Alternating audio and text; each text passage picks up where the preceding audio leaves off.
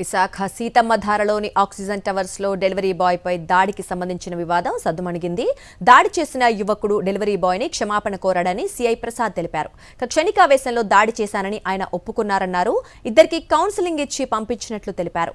త్వరలో oxygen towers లో counselling ఏర్పాటు చేస్తామన్నారు సీఐ ప్రసాద్.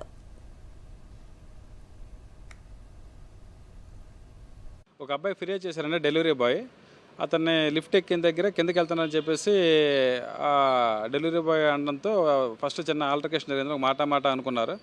మాట అనుకున్న తర్వాత ఆయన లిఫ్ట్ దిగి బయటికి వెళ్ళాడు. బయటికి వెళ్ళిన తర్వాత మళ్ళీ ఎందుకు అని చెప్పి మళ్ళీ ఆయన ఏదంటే ఈయన సడన్గా లోపలికి వచ్చి ఒక గోపు మీద ఒక దెబ్బ కొట్టడం జరిగిందండి. మళ్ళీ ఇతను ఫిర్యాదు ఇస్తే అతను ఇద్దరు కూడా పిలిపించాం పోలీస్ స్టేషన్కి. పిలిపించిన తర్వాత ఎవరైతే కొట్టారో అతను అదే నేను ఫ్రస్ట్రేషన్లో అలా చేశాను, నాదే తప్పు, క్షమించని చెప్పి అపాలజీస్ చెప్పాడంటే దాని మీద ఈ కంప్లైంట్ కూడా ఎగ్రీ అయ్యారు. అలా కొట్టకూడదంటే అదే నాదే తప్పు, నేను ఒక మాట జారడం కొట్టడం అనేది నేను చేసిన తప్పు, ఇంకెప్పుడు అలా చేయను, నన్ను క్షమించానని చెప్పేసి అతను వేడుకుంటే అతను వెంటనే క్షమించారండి. ఇద్దరికి కూడా బైండ్ ఓవర్ చేసి అది ఇష్యూ క్లోజ్ చేశారండి.